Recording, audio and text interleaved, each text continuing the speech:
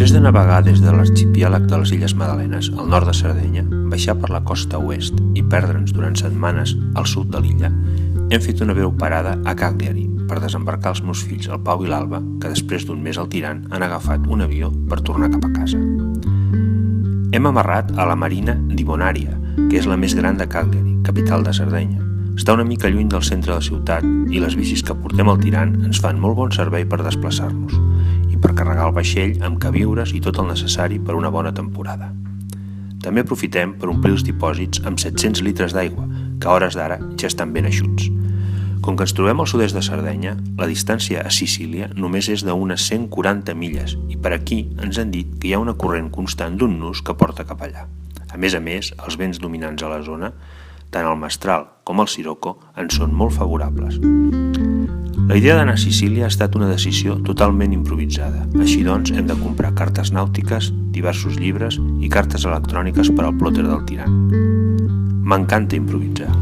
Aquesta sensació de no saber on estarem a l'endemà, despertar-me en una cala desconeguda o descobrir un restaurant en un poblet que unes hores abans no sabia ni que existia. Deixar-me portar pel vent, perdre la noció del temps, sentir-me lluny, molt lluny, tan lluny de tot i de tothom.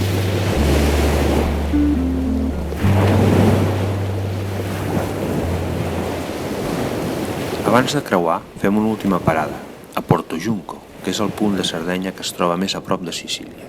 És un lloc ideal. Té boies per amarrar els vaixells, però com que hi ha molt de lloc per fondejar, tirem l'ancle, i així encara estem més a prop de la platja. Una platja preciosa, de sorra blanca i aigües turqueses, que també té una llacuna interior on s'hi poden veure flamencs.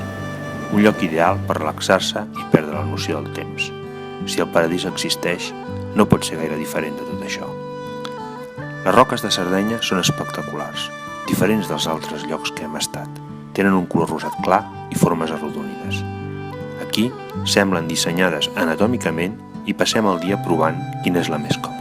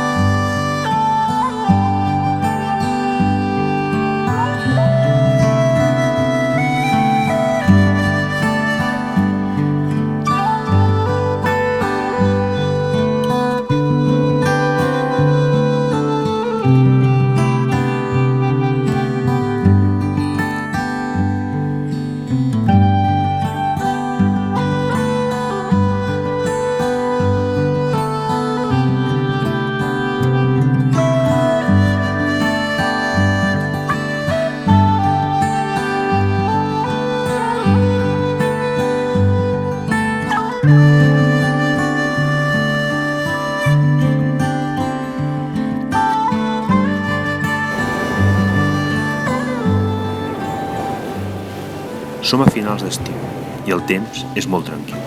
Vents fluixos, mar plana, calor i un dia qualsevol, gairebé sense dir res, aixequem el ferro i el Tirant, gairebé tot sol, enfila cap a Sicília.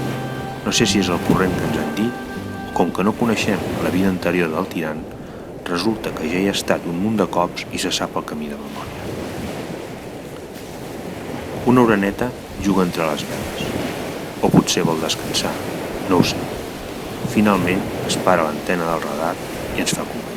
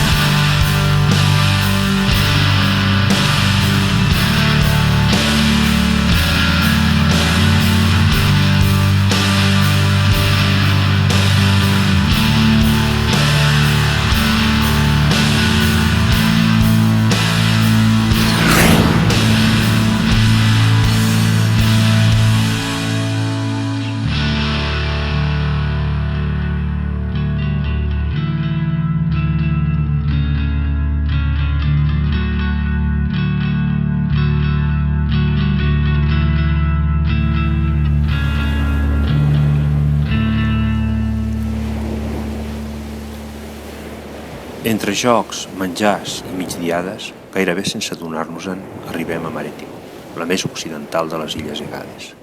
Sí, ja som a Sicília.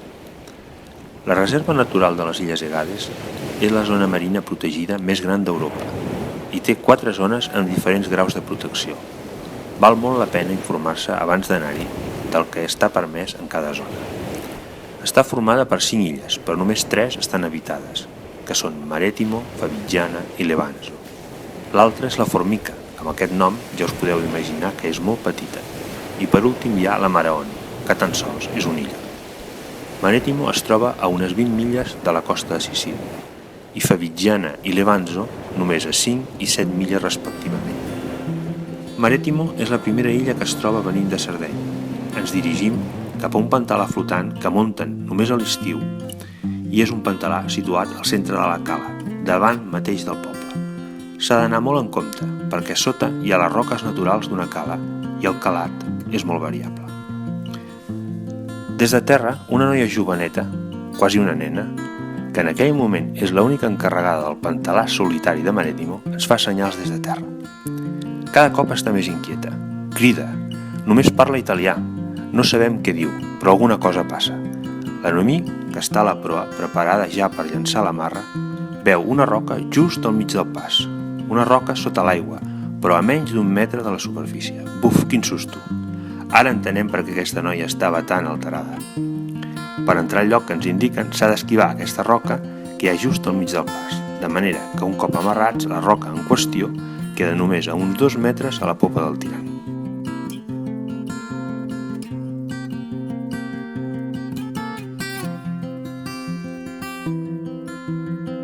La primera impressió del poblet de Marettimo és com si haguéssim viatjat en el temps. És com si entréssim en una d'aquestes postals en blanc i negre de qualsevol poblet de la Costa Brava abans de l'arribada del turisme. Ens hi fixem bé. Cap hotel, cap casa nova, cap edifici alt. Tot sembla un decorat.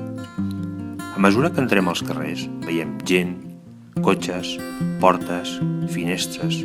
Tot ens transporta a una altra època. Fa 2 mesos que naveguem, 2 mesos que estem a mercè del vent, el mar i el sol. Ja no sé quan fa que la resta va deixar de tenir importància. Tampoc sé ben bé com hem arribat fins aquí. L'única cosa que sé, i que a hores d'ara n'estic ben convençut, és que a les Illes Egades viatjar en el temps és possible.